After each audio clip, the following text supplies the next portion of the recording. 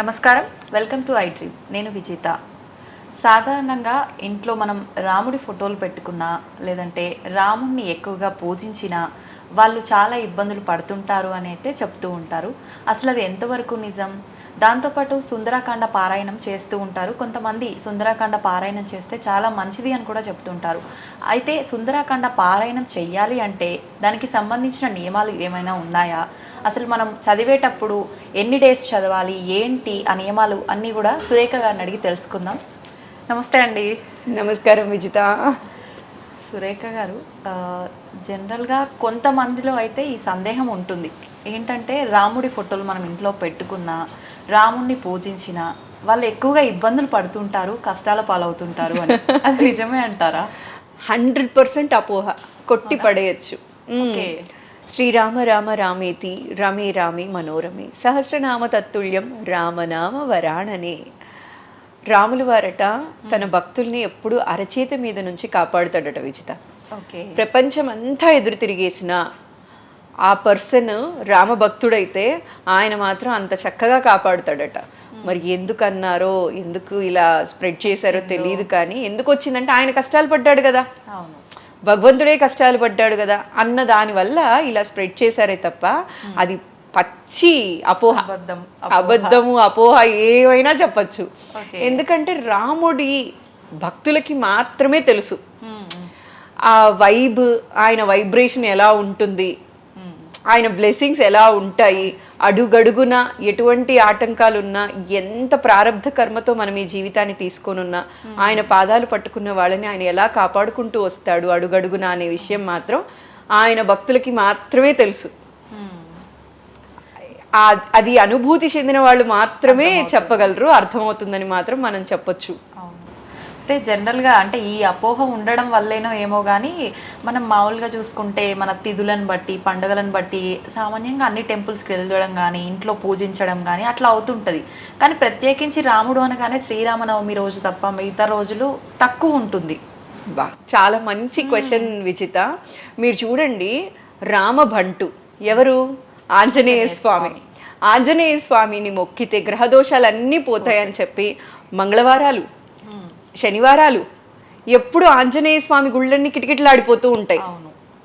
అయితే రాముణ్ణి మొక్కితే కష్టం అంటారు. మళ్ళీ రాముల వారి గుడికి మాత్రం మీరన్నట్టు శ్రీరామనవమి రోజు మాత్రమే వెళుతూ ఉంటారన్నమాట. మిగతా భక్తులు, అనుభూతి చెందిన వాళ్ళు మాత్రం ఆయన పాదాలు వదలరు, నాలాంటి వాళ్ళు. ఏంటి అంటే విజిత, రామనామ స్మరణ ఎక్కడైతే జరుగుతుందో అక్కడ హనుమంతుల వారు వచ్చేస్తారట సూక్ష్మ శరీరంలో. ఇప్పుడు నువ్వు ఇక్కడ రామనామ స్మరణ 1 గంట సేపు చేస్తున్నావు, ఏదో ఒక రూపంలో హనుమంతుల వారు దాన్ని వింటూ ఉంటారట. సుందరాకాండ పారాయణం చేసేటప్పుడు కూడా చూడండి మీరు, సుందరాకాండ పారాయణ జరిగే ఇంట్లో ఒక పీఠం వేసి పెడతారు హనుమంతుల వారికి. ఒక పీఠం వేసి, అరటాకు వేసి, లేదా చక్కగా దాని మీద ఒక తెల్లటి వస్త్రం పరిచి, అక్షతలు, పూలు అవన్నీ సమర్పించి ఒక సింహాసనాన్ని రెడీగా పెడతారన్నమాట. సుందరాకాండ పారాయణం స్టార్ట్ చేయక ముందు, పూజ స్టార్ట్ చేయక ముందే అది చేస్తారు. ఎందుకు అంటే సుందరాకాండ పారాయణం రామనామ స్మరణ చేస్తేనే హనుమంతుల వారు వాలిపోతారు. అలాంటిది సుందరాకాండ పారాయణం చేసేటప్పుడు రాకుండా ఉంటారా? అలాంటిది రాముణ్ణి మొక్కిన భక్తుల్ని ఈయన ఎలా కాపాడాలిక? అవును, ఒళ్ళో పెట్టుకు కాపాడుతాడు హనుమంతుడు. అవును, ప్రియభక్తుడు కదా. ఈయన్ని మొక్కితే పరవశించిపోవటం కంటే రాముణ్ణి మొక్కితే ఇంకా ఎక్కువ పరవశించిపోతారట. ఓకే. అందుకని మళ్ళీ ఈయన్ని మెప్పించడం కోసం రాముణ్ణి మొక్కడం కాదు, రాముణ్ణి మనస్ఫూర్తిగా ఎవరైతే మొక్కుతారో వాళ్ళకి ఎప్పుడు హనుమంతుల వారి అనుగ్రహం ఉండనే ఉంటుంది. ఓకే. అయితే ఇప్పుడు మనం అనుకున్నాం కదా సుందరాకాండ పారాయణం అని చెప్పి, చాలా మందిలో అయితే సందేహాలు ఉంటాయి. సుందరాకాండ పారాయణం అనగానే కొంతమంది చెప్తూ ఉంటారు సుందరాకాండ పారాయణం చేస్తే చాలా బాగుంటుంది, మంచి జరుగుతుంది. అసలు ఎటువంటి మంచి జరుగుతుంది? ఖచ్చితంగా విజిత, అంటే అపోహల పాటికి అపోహలనే ఉన్నాయి. ఆడవారు సుందరాకాండ పారాయణం చేయకూడదని అంటారు, కానీ ఆడవారు సుందరాకాండ పారాయణం చేయవచ్చు. ఓకే. సుందరాకాండ పారాయణం చేస్తే ఏమొస్తుంది, ఎలాంటి సమస్యలకి పరిష్కారం వస్తుంది అని అడిగారు కదా. ఏ సమస్యకి పరిష్కారం లేదు అని అడగచ్చు మీరు. అంటే అన్ని సమస్యలకి పరిష్కారం ఉంది. మీరు అబ్రాడ్ వెళ్ళాలనుకుంటున్నారా? సుందరాకాండలో దానికి సొల్యూషన్ ఉంది. సంతానం కోసం ఎన్ని ప్రయత్నాలు చేసినా సంతానం కుదరలేక ఏవేవో జాతకాలు చూపెట్టి లక్షలకి వేళ్ళు ఆ పరిహారాలని ఈ పరిహారాలని చేస్తూ ఉంటారు కదా. సుందరాకాండలో ఆ సమస్య ఎలా తీరుతుందో కూడా చెప్పారు. ఓకే. కళ్యాణానికి ఉంది, సీతారాముల వారి కళ్యాణ సర్గ చదవాలి. ఓకే. సో ప్రతి దానికి ప్రతి ఒక్క సర్గ అక్కడ సంపుటీకరణ చేసి రాశారు వాల్మీకి గారు. సర్గ అంటే అందులో 68 సర్గలు ఉంటాయి. ఓకే. సర్గ అంటే పేజెస్ లాగానా, ఎపిసోడ్ అన్నట్ట? సర్గ అంటే ఏంటి అంటే సీతారాముల వారి కళ్యాణ సర్గ. ఓకే. అంటే ఒక్కొక్క ఎపిసోడ్ పట్టాభిషేకం పైన ఒకటి ఉంటుంది, ఒక్కొక్క ఎపిసోడ్ లాగా, which we can say. Okay. Okay. ఇప్పుడు మనకి సప్తాహ పారాయణం చేస్తారు. సప్తాహ పారాయణం అంటే సుందరాకాండం మొత్తం కూడా 7 రోజుల్లో పారాయణం చేసేస్తారు. 8వ రోజు రాముల వారి పట్టాభిషేక సర్గని చదివి అన్న సంతర్పణ ఇవన్నీ చేసి క్లోజ్ చేస్తారన్నమాట. ఓకే. సో ఒక్కొక్క సమస్యకి ఒక్కొక్క సర్గ. అయితే ఇప్పుడు మీరు చెప్పారు కదా 7 days అయిన తర్వాత 8th day ఈ ప్రాసెస్ అంతా ఉంటుందని. మామూలుగా అయితే ఆ టైంలోనే చదవాలా, ఎప్పుడైనా చదవచ్చా? జనరల్గా ఏ సమస్య ఉన్నా మనం చదువుకోవాలని చెప్పారు. ఎటువంటి సందర్భాల్లో ఏ టైంలో చదివితే బాగుంటుంది? ఇది సప్తాహ పారాయణ అనేది నేను అన్నట్టు 7 రోజులు చేస్తారన్నమాట. అలా కాకుండా మండలం రోజులు చేసేవాళ్ళు ఉన్నారు. ఓకే. 41 days చేసేవాళ్ళు ఉన్నారు. కొన్ని సమస్యలకి ఏంటి అంటే ఇప్పుడు కళ్యాణం ఆలస్యమైంది అని చెప్పి, లేకపోతే మంచి అమ్మాయి మంచి అబ్బాయి కావాలి అనుకునే వాళ్ళు ఆ సర్గని చదువుతారన్నమాట. ఓకే. సీతారాముల వారి కళ్యాణ సర్గ ఒక 2-3 pages ఉంటుంది. అది చదివి స్వామివారికి ఆవు పాలు, పచ్చి ఆవు పాలుని కొంచెం చక్కెర వేసి నైవేద్యంగా పెట్టి ఆ నైవేద్యాన్ని స్వీకరిస్తారు. ఓకే. అంటే కళ్యాణం అవ్వాల్సిన వాళ్ళు ఈ సర్గా చదివిన వాళ్ళే ఇదా, లేదంటే ఇప్పుడు అలాంటి వాళ్ళు ఎలా చదువుతారు? మొత్తం సుందరాకాండ మొత్తం చదవరు. ఓకే. దానికి సంబంధించి ఉదయాన్నే లేచి ఆ పర్టికులర్ సర్గ ఏదైతే 4 పేజీలు ఉంటుందో ఆ సర్గని మాత్రమే తీసుకొని స్వామిని పరివార సమేతంగా ఆహ్వానిస్తారు. ఓకే. కుటుంబ సమేతంగా ఆహ్వానిస్తారు.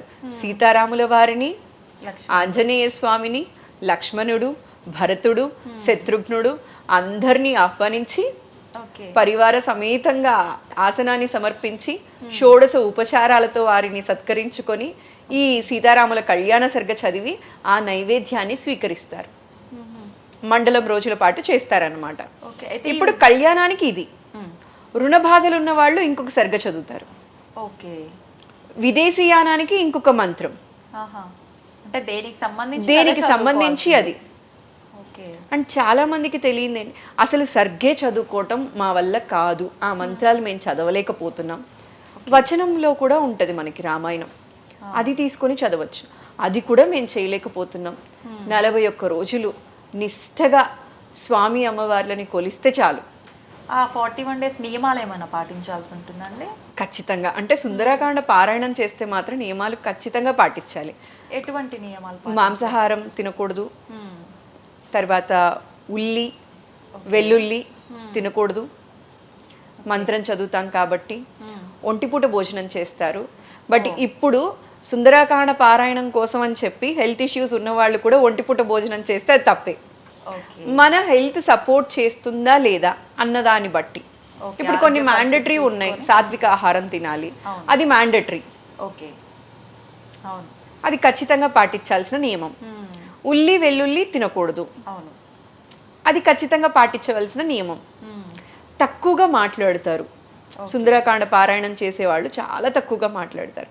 ఇంకొందరైతే మౌనం వహిస్తారన్నమాట. అంటే రామనామం చదువుకుంటూనే ఉంటారు వాళ్ళు మనసులో, అది అయ్యే వరకు, సుందరాకాండ పారాయణం అంతా అయ్యే వరకు, లేదా దీక్షలాగా తీసుకుని 41 days చేసే వరకు. ఎంత తక్కువ కుదిరితే అంత తక్కువ మాట్లాడతారు. ఓకే.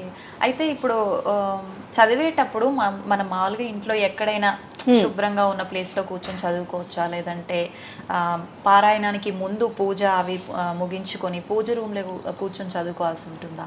సుందరాకాండ పారాయణం ఎక్కడ చేయాలి అనే క్వశ్చన్ చాలా మందికి ఉంది. నదీ తీరాన చేస్తారు. ఓకే. నదీ తీరాన ఏది చేసినా జపతపాలకి ఎక్కువ ఫలితం ఉంటుంది అంటారు కాబట్టి నదీ తీరాన చదవచ్చు. లేదు అంటే అరటి చెట్టు కింద స్వామివారి ఫోటో పెట్టి అక్కడ చదివితే కూడా చాలా ఫలితం అంటారు. ఓహో. ఇది ఇంకొందరు పాటిస్తారు. ఓకే. ఇప్పుడు మనకి చక్కగా పూజ గది ఉంది, అవును. మనం ఇంట్లో చేసుకోగలం, ఇంట్లో హ్యాపీగా చేసుకోవచ్చు. ఓకే. కాకపోతే 41 days చేస్తున్నామంటే కొంచెం భయం పెట్టి భక్తి పెట్టి చేసుకుంటే చాలు. అట్లా.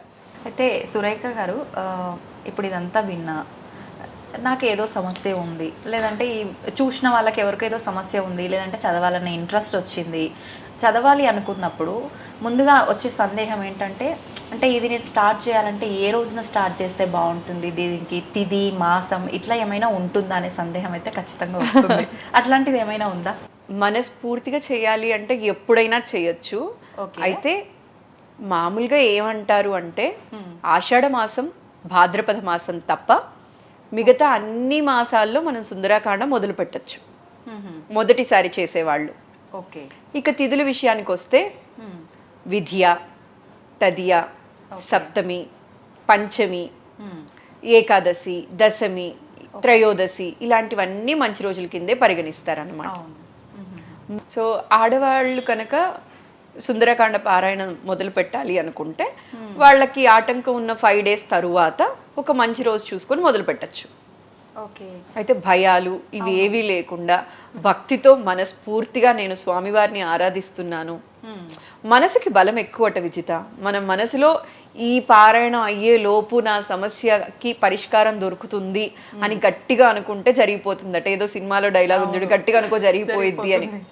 సేమ్ మనకి కూడా అదే జరిగేది. ఇప్పుడు మనం షోడశ ఉపచార పూజలు చేస్తాము, అందులో సంకల్పం చెప్తాము, మంచినీళ్ళు పెట్టుకొని కలశం పెట్టుకొని మనం చెప్తాం సంకల్పం. మన గోత్రనామాలు చెప్పుకొని ధన కనక వస్తు వాహన సమృద్ధ్యర్థం, సత్కళ్యాణ సిద్ధ్యర్థం, పుత్ర పౌత్రాది అభివృద్ధ్యర్థం ఇట్లాంటి బోలెడు చెప్తాం. ఇది మన శాస్త్రం ఎప్పటి నుంచో చెప్పుకొని వస్తుంది, కానీ మన వాళ్ళు ఇవేవి పాటించరు. ఇప్పుడు మీరు చూసినట్లయితే కొత్తగా universe I'm welcoming you, universe you are giving me everything ఇట్లాంటివి చెప్తున్నారు. ఓకే, అవి యాక్సెప్ట్ చేసి ఫాలో చేస్తున్నారు. అంటే మన శాస్త్రం చెప్తే ఇది మూర్ఖత్వం అంటున్నారు. అదే బయట అబ్రాడ్ నుంచి వచ్చిన వాళ్ళు కానీ అలాంటి వాళ్ళు ఏదైనా చెప్పారనుకో, సైన్స్ అయితే పాటిస్తాం, శాస్త్రం అంటే మూర్ఖత్వం అంటాం. ఇట్లనే ఉన్నాయి. ఆల్రెడీ కరోనా వచ్చినప్పుడు చాలాసార్లు మొటిక్కాయలే పడ్డాయి. మీకు తెలిసిందే కదా, అప్పుడు మన శాస్త్రం చెప్పిందే కరెక్ట్ అని అన్నీ ఫాలో చేశారు. అప్పుడు చాలా మంది అన్నారు కూడా, మన శాస్త్రం చెప్పింది మూర్ఖత్వం కాదు, అవి పాటించి ఉండుంటే బహుశా కరోనా కూడా ఇంత స్ప్రెడ్ అయ్యేది కాదేమో.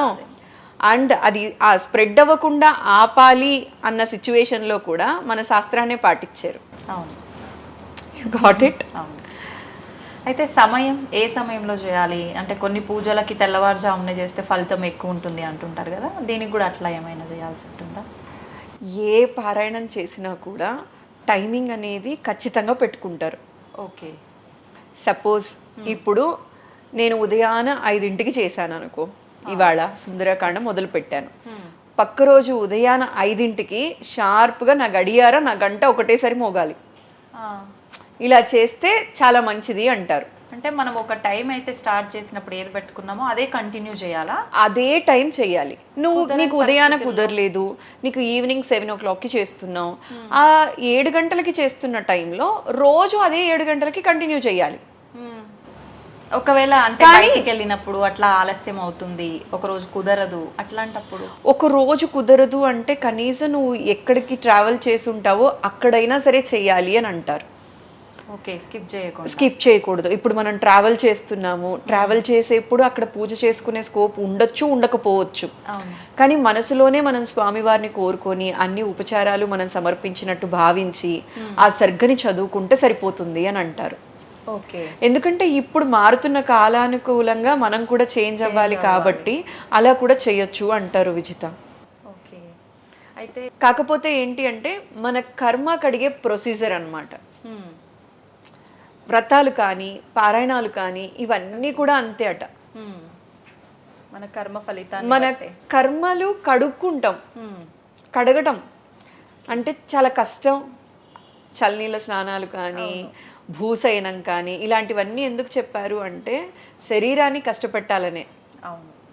కర్మ పోగొట్టే ప్రాసెస్ ఇది కూడా అట. ఓకే. అంటే శరీరాన్ని కష్టపెట్టడము ఇట్లాంటివన్నీ. అట్లా సమయానుకూలంగా ఇవాళ మనం చేసుకోలేకపోయాము, వేరే ఊరికి ట్రావెల్ చేసాము, ఆ ప్లేస్లో కూడా మనం అన్ని మనస్ఫూర్తిగా స్వామికి మనసులోనే అన్ని ఉపచారాలు సమర్పించినట్లుగా భావించి ఓకే. మనం సరిగ్గా చదువుకోవచ్చు, సుందరకాండ పారాయణం అనేది చేసుకోవచ్చు విజిత. కాకపోతే ఎందుకు ఒకటే ప్లేస్లో చెయ్యాలి అంటారంటే ఆ వైబ్ ఉంటుందంట. ఓకే. అందుకే మీరు చూడండి, మనం ఏదైనా కొత్తగా ఒక ఇంటికి వెళ్ళినప్పుడు ఉన్న వైబ్రేషన్ మనం తరచుగా ఓ 3-4 నెలలు పూజ చేయంగా చేయంగా చేయంగా ఆ వైబ్రేషన్ తెలిసిపోతుంది. అవును. అయితే ఇప్పుడు మామూలుగా కార్తీక మాసం ఇట్లా మనం జనరల్గా పూజలు చేసేటప్పుడు కంటిన్యూగా పూజలు చేస్తుంటే ఒక డౌట్ ఏమొస్తుందంటే లేడీస్కి, రోజు పూజ చేస్తున్నాం కదా, మరి జనరల్గా ఎప్పుడో వీక్లీ వన్స్ ట్వైస్ చేసినప్పుడు అయితే తలస్నానం చేస్తాం, అది ఓకే. డైలీ చేయాలన్నప్పుడు ఖచ్చితంగా తలస్నానమే చేయాలా, మార్నింగ్ ఈ కొంతమంది ఈవినింగ్ పూజ చేసేటప్పుడు ఈవినింగ్ చేయాలా, ఇట్లాంటి సందేహాలు చాలా మందిలో ఉంటాయి. ఈ తలస్నానం అనేది డైలీ కంపల్సరీనా? ఆడవారికి అయితే ఖచ్చితంగా కంపల్సరీ కాదు, కంఠ స్నానం చాలు. తలస్నానం అనేది చేయాల్సిన అవసరం లేదు. ఓకే. అయితే అందరికీ ఉన్న భయం ఏంటి అంటే తలస్నానం చేస్తేనే పవిత్రత వస్తుందేమో, అప్పుడే మనం అర్హులేమో అన్న భయం వల్ల అలా చేస్తూ ఉంటారు. కానీ అలా ఏం కాదు. మనం మనస్ఫూర్తిగా నీళ్లు మన పైన జిలకరించుకొని, పన్నీరు మన మీద జిలకరించుకొని, మన అపవిత్రత మొత్తం పోయి పవిత్రంగా మనం స్వామివారికి సమర్పిస్తున్నాం అనుకుంటే చాలు. అయ్యయ్యో, తెలిసిన వాళ్ళైతే ఓకే, తెలియని వాళ్ళు పాపం ఎన్నో హెల్త్ ఇష్యూస్ కూడా వచ్చిన వాళ్ళు ఉన్నారు, చాలా మంది ఉన్నారు. ఇప్పుడు నాకు తెలిసి కూడా నా ఫ్రెండ్ ఒక అమ్మాయి ఉంది, తన శివుడిని బాగా మొక్కుతుంది అన్నమాట. అయితే కార్తీక మాసం అంతా తలస్నానం చేస్తుంది. అలా అలవాటు అయిపోయింది అనుకో, ఎంత చెప్పినా వాళ్ళకి అది చెయ్యకపోతే లేదు లేదు తప్పేమో, ఎందుకు మనం ఇట్లా చెయ్యాలి, ఇంత చేసాం ఫలితం రాకపోతే ఎట్లా, లేదు ఇలానే చేద్దాం అని అంటారు. కానీ నా పర్సనల్ ఫీలింగ్ ఏంటి అంటే, మనం పూజ చేసినా, మనం వ్రతం చేసినా, మనం ఏం చేసినా మనల్ని చూసి మన ఫ్రెండ్సో, మన ఫ్యామిలీ సర్కిల్లో, లేదు అంటే మన నెక్స్ట్ జనరేషను వాళ్ళు కూడా ఇష్టంగా పూజలు వ్రతాలు చేయాలి. ఓకే. అంతే తప్ప అమ్మో ఇది చేయాలంటే ఇన్ని కండిషన్లా, మన వల్ల కాదులే, అది ఓన్లీ అమ్మ మాత్రమే చేసుకొని అవుతుంది, మనకి అవ్వని పని అని చెప్పి దూరం అయిపోకూడదు. మన చేస్తున్న ప్రొసీజర్ చూసి వాళ్ళు కూడా ఇష్టంగా, ఇంతేనా, ఇంత సింపులా, ఇంత ఇష్టంగా వాళ్ళని కూడా ఎలా మనం దారిలోకి తీసుకురావాలో ట్రై చేయొచ్చు కదా అనిపించింది అనమాట నాకు. సో మీరు చూడండి, నండూరి శ్రీనివాస్ గారు ఇలాంటి గొప్ప గొప్ప వాళ్ళు పూజలు వ్రతాలని భయపెట్టి జనాలకి ఇంపోజ్ చేయట్లేదు. ఆయన్ని చూసి, వాళ్ళు చేసే వ్రతాలు చూసి ఎంత ఈజీగా ఇంత బాగా చేసుకోవచ్చా అన్న విధంగా వాళ్ళు జనాల్లోకి తీసుకొచ్చేశారు. సో అలాంటి వాళ్ళని చూసినప్పుడు ఏమవుతుంది, వాళ్ళ అడుగుజాడల్లో ఒక్కొక్కళ్ళు నడుచుకుంటూ వెళ్ళిపోతూ ఉంటారు. సేమ్ మనం కూడా మన ఇంట్లో పాటించే ఏవైతే ఉంటాయో ఆచారాలు, ఈ ఆచారాలని మూఢనమ్మకాలుగా మనం క్రియేట్ చేసేసి పిల్లలు చిపో అనేలాగా కాకుండా మేము కూడా ఫాలో అవ్వచ్చు అన్న కంఫర్ట్ జోన్ మనం కూడా వాళ్ళకి క్రియేట్ చేస్తే బాగుంటుందని. అంతే. ఓకే. అయితే ఇప్పుడు పిల్లలు అన్నారు కాబట్టి నాకు ఇంకొక చిన్న డౌట్. ఇప్పుడు జనరల్గా పిల్లల స్టడీ బాగుండడానికి, విదేశీ ప్రయాణం గురించి ఆలస్యం అవుతున్నా, ఇట్లాంటి వాటికి సంబంధించి సుందరకాండ పారాయణంలో ఉంది అని మీరు చెప్పారు, పరిష్కారం ఉంది అని. వాళ్ళే చదవాల్సి ఉంటుందా పరిష్కారం, దానికి పరిష్కారం దొరకడానికి వాళ్ళ ప్లేస్లో పేరెంట్స్ అయినా చేస్తే సరిపోతుందా? యాక్చువల్లీ ఏంటి అంటే ఈ క్వశ్చన్ చాలా మంది పేరెంట్స్కి ఉన్నదే. ఎట్లా అంటే, మా వాడు బిజీ, వాడి చదువు వాడిది, వాడి ఉద్యోగం వాడిది, వాడు ఎందుకు పూజలు చేస్తూ కూర్చోవాలి, టైం వేస్ట్ కదా, వాడికి అంత టైం లేదు. పిల్లలు కూడా అదే అంటారు, ఏం మన టైం ఎక్కడుంది, ఎంత అలసిపోతున్నా మళ్ళీ నువ్వు పూజలు అంటావు, ఇదంటావు అదంటావు, మేము చదవలేము. అది ఉంది, కాకపోతే ఒక 10 నిమిషాలు. ఓకే. ఎవరి కర్మ వాళ్ళే అనుభవించాలి, ఎవరి కర్మని వాళ్ళే కడుక్కోవాలి. ఓకే. కాబట్టి ఎవరు ఏ సమస్యతో బాధపడుతున్నారో వాళ్ళు సుందరకాండ పారాయణం చేస్తే చాలా మంచిది. కానీ తప్పదు, చెయ్యాలి అనుకో, తల్లిదండ్రులు సుందరాకాండ పారాయణం చేసినా కూడా ఖచ్చితంగా పుణ్య ఫలితం పిల్లలకు వస్తుంది అంటారు. ఓకే. వెళ్తుంది. సో అదన్నమాట విజిత. సుందరకాండ అంటే చాలా మందికి అమ్మో మేము చేయొచ్చో చేయకూడదో, ఇట్లాంటి ఆడవాళ్ళు చదవచ్చో చదవకూడదో, చాలా నియమాలేమో, అసలు సుందరకాండ చదివితే పరిహారాలు అవుతాయా లేవా, మా సమస్యకి పరిష్కారం దొరుకుతుందా లేదా, ఇలా బోల్డ్ క్వశ్చన్స్ ఉన్నాయి కదా. చాలా క్వశ్చన్స్ తోటే అసలు ఎవరు సుందరకాండ టచ్ కూడా చేయట్లేదు. కానీ సుందరకాండ ఇంట్లో ఉంటే ఎంత మంచిది తెలుసా అసలు. ఓకే. మంచిది అంటే ఎట్లా అంటే తీసుకొచ్చి ఇంట్లో పెట్టేసి మా ఇంట్లో సుందరకాండ ఉంది మంచిది కదా అంటే అది కాదు. అలా ఉంటే ఒక రోజు కాకపోయినా ఒక రోజైనా చదువుతారు కదా అన్న ఇంటెన్షన్తో మహాభారతం కానీ రామాయణం కానీ ఇవి ఉంటే మంచిది అన్నారు. కానీ మన వాళ్ళు ఏం చేశారు, ప్రతి ఇంట్లో ఉంటది మహాభారతం రామాయణం ఖచ్చితంగా ఉంటది, కానీ చదువుతామా? లేదు. సో అలా కాదు. అంటే ఇంట్లో ఉంది అంటే మన సమస్యలకి పరిష్కారాలు మీ ఎదురుగా ఉన్నాయిరా బాబు, చదవండి అని అర్థం. చదవండి, తెలుసుకోండి అని. సో ఇవాళ మనకి దొరికిన షార్ట్ పీరియడ్లో షార్ట్ అండ్ స్వీట్గా మనం డిస్కస్ చేసుకోవడం అనేది జరిగింది. ఇంకొక రోజు అవుతుందని అనుకుందాం కొంతమందికి అట్లీస్ట్. అంటే ఇప్పుడు నాకు తెలిసే చాలా మంది భయాలు పెట్టిన వాళ్ళు ఉన్నారు. మీరు అసలు సుందరకాండ ఎందుకు చదువుతున్నారు, ఆడవాళ్ళు చదవకూడదు కదా. ఒక్కరు చెప్తే పర్వాలేదు, ఒకటికి 10 మంది చెప్పారనుకో నిజమే కదా అన్న డౌట్ వచ్చేస్తుంది. ఆ తర్వాత మళ్ళీ ఏం చేస్తాం, మళ్ళీ మనం శాస్త్రం ఇంకోసారి తెలుసుకొని మళ్ళీ పండితుల్ని కనుక్కొని ఒకళ్ళకి 10 మందిని మళ్ళీ ఇంకో 10 మంది దగ్గరికి వెళ్ళి తెలుసుకున్న తరువాతనే కన్ఫర్మేషన్ తీసుకుని చదువుతాం. ఇట్లాంటి కన్ఫ్యూజన్స్ బోలెడు ఉన్నాయి. అండ్ ఇంకొకటి ఏంటి అంటే పూజలు చేయాలన్నా వ్రతాలు చేయాలన్నా కూడా బాగా తెలిస్తేనే చేయాలి, సగం సగం చేయకూడదు, పాపం వచ్చేస్తుంది. ఈ భయంతో కనీసం అసలు వెళ్ళట్లేదు. అటెంప్ట్ చేయడంలో తప్పు లేదు విజిత, అందరికీ అన్నీ తెలియవు కదా. ఇప్పుడు మనం కూడా చేస్తాం, మనం చేసే దాంట్లో ఎన్ని తప్పులు ఉన్నాయో హూ నోస్. అంతే. కానీ మనం ఏం చేస్తాం, భక్తితో చేస్తాం. భక్తితో మనం తెలుసుకున్న విధి విధానాలను తప్పుదారి పట్టకుండా కరెక్ట్గా ఎలా పాటించవచ్చో మనం మన 100% ఎఫర్ట్స్ పెట్టి ప్రార్థిస్తున్నాం దేవుడిని. ఆ తర్వాత ఫలితం భగవంతుడికి వదిలేద్దాం అంతే. మన కర్మానుసారం. మన కర్మ తక్కువ ఉండింది అనుకో, ఇవాళ మనం స్వామి అంటే చాలు వెంటనే వచ్చేస్తుంది.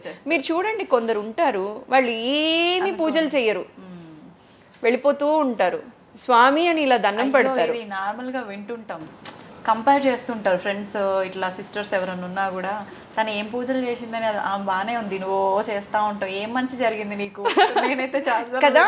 యాక్చువల్లీ ఇదే క్వశ్చన్ నేను చిన్నప్పుడు మా అక్కని అడిగాను అనమాట. తను చాలా స్పిరిచువల్ పర్సన్ అనమాట. తను నాకు ఇచ్చిన ఎగ్జాంపుల్ ఏంటి తెలుసా, అక్క పూజలు చేసే వాళ్ళకి కష్టాలు అట్నే, బాగున్న వాళ్ళకి నువ్వు ఇట్లా చేస్తున్నావు కదా, నీకు అన్ని కష్టాలు ఉన్నాయి, ఆ పెద్దమ్మ వాళ్ళ అమ్మాయి ఏం చేయదు, అమ్మాయి బాగానే ఉంది కదా అని అడిగాను అనమాట నేను. తను ఇచ్చిన ఆన్సర్, నేను కన్విన్స్ అయిన ఆన్సర్, ఇలాంటివన్నీ నన్ను దేవుడికి కనెక్ట్ చేసిన ఆన్సర్స్ ఏంటి అంటే, ఒక ఎగ్జాంపుల్ చెప్పింది. ఇద్దరు అన్న తమ్ముళ్ళు ఉన్నారట. ఓకే. అన్నేమో విపరీతంగా దేవుడిని మొక్కుతాడు, తమ్ముడు అసలు దేవుడినే మొక్కడు, ఎప్పుడు బిందాస్ తిరుగుతూ ఉంటాడు. ఒకరోజు తమ్ముడికి ఏమైందంటే ఒక చిన్న చెంబు నిండా బంగారం దొరికిందట. వాడు చాలా సంతోషంగా ఎగురుకుంటూ ఇంటికి వచ్చాడట. ఒరే అన్నయ్య, నాకు ఇది దొరికిందిరా, బంగారు దొరికింది, రా చూపిస్తానని చెప్పి చూపించాడట. వీడు, నా తమ్ముడికి వాడు ఏం పూజలు చేయడు, వీడికి చక్కగా బంగారు దొరికింది, సరేలే స్వామి అని చెప్పి దేవుడి దగ్గర దండం పెట్టుకొని అన్ని మంత్రాలన్నీ చదువుకొని వెళ్ళాడట. వెళ్ళి తిరిగి ఏడుస్తూ ఇంటికి వచ్చాడట. చూస్తే తేలు కుట్టేసింది తనకు అదే రోజు. తేలు కుట్టి ఏడుస్తూ దేవుడిని చూసి, బాగానే ఉందయ్యా, నేనేమో పడి పడి మొక్కుతాను, నువ్వే శరణం నాకు, నువ్వే దిక్కు, మాటకు ముందో స్వామి మాటకు వెనకో స్వామి అంటాను, నాకేమో తేలు కుట్టింది, నేనేమో కాలు నొప్పని కూర్చున్నాను, వాడు అసలు కనీసం నీ మొహం కూడా చూడ్డు, ఆడికేమో బంగారు ఇచ్చావు, నాకేమో ఇది ఇచ్చావు అన్నారట. అలా పడుకున్న తర్వాత అతనికి కలలో స్వామి కనిపించి చెప్పారట, ఒరే పిచ్చి మొహమా, అన్న నీ మాటలు అన్నావు కదరా, వాడి ప్రారంధ కర్మ ప్రకారము వాడికో బిందెడు బంగారం దొరకాలి, బిందెడు బంగారం దొరకాల్సిన వాడు, వాడికి దైవానుగ్రహం లేకపోవడం వల్లనో ఈ జన్మ కర్మ వల్ల, పూర్వజన్మ కర్మ ఫలితం మంచిగా ఉన్నప్పటికీ కూడా ఈ జన్మలో చేసిన పాపకర్మ మూలాన ఇంతే దొరికింది. నీ కర్మ ప్రకారం నిన్ను వాళ్ళ పాము కుట్టి చచ్చిపోవాల్సిన వాడివి, కానీ తేలు కుట్టి ఆ బాధని కొంచెం తగ్గించి ఇలా బాగుపడి కొంపదాకా వచ్చావు అన్నారట. బాగుంది నిజంగా. నీ ప్రారంధ కర్మ బాగుండడం వల్ల, దైవబలం ఉండడం వల్ల తేలు కుట్టి ఇంటి వరకు రాగలిగావు, అట్లా ఎప్పుడు చెయ్యకు అన్నారట. ఇది మా అక్క నాకు చెప్పిన ఎగ్జాంపుల్, నాకు బాగా నచ్చిన ఎగ్జాంపుల్. సో చాలామంది అంటుంటారు కదా మీరు అన్నట్టుగా, దేవుడిని మొక్కే వాళ్ళకి అది, మొక్కని వాళ్ళకి ఇది అని. సో అట్లా మన ప్రారంధ కర్మని బట్టి, దైవ బలాన్ని బట్టి, మనం ఆర్తిగా భగవంతుణ్ణి అడిగేదాన్ని బట్టి మన సమస్యలకి పరిష్కారాన్ని ఖచ్చితంగా మనం పొందుతాం. కాకపోతే ఒకళ్ళు ముందు ఒకరు వెనక, అంతే. అయితే మొత్తానికి మనం పూజలు అనగానే హడావిడి పడిపోయి పారాయణాలు వీటన్నిటికీ దూరం ఉండి ఈ భయాలన్నీ పక్కన పెట్టేస్తే నిజంగా ఇట్లాంటి ఒక ఇన్ఫర్మేషన్ కనుక తెలిస్తే ఆ భయాలు ఎవరిలో ఉండవు నిజంగా. అవును. సూపర్ అండి, thank you so much Vijitha. చూసారు కదండి, సుందరకాండ పారాయణం చెయ్యాలి అంటే ఎటువంటి నియమాలు పాటించాలి, ప్రత్యేకంగా ఆడవారికి సంబంధించి అయితే అసలు వాళ్ళు తలస్నానం చెయ్యాలా వద్దా అనే సందేహం అయితే ప్రతి ఒక్కరిలో ఉంటుంది. ఇప్పుడు ఈ వీడియో చూసాక మీ అందరి సందేహం క్లియర్ అయిందని అనుకుంటున్నాను. మీకు కనుక ఇంకేమైనా సందేహాలు ఉంటే వీడియో కింద కామెంట్ చేయండి.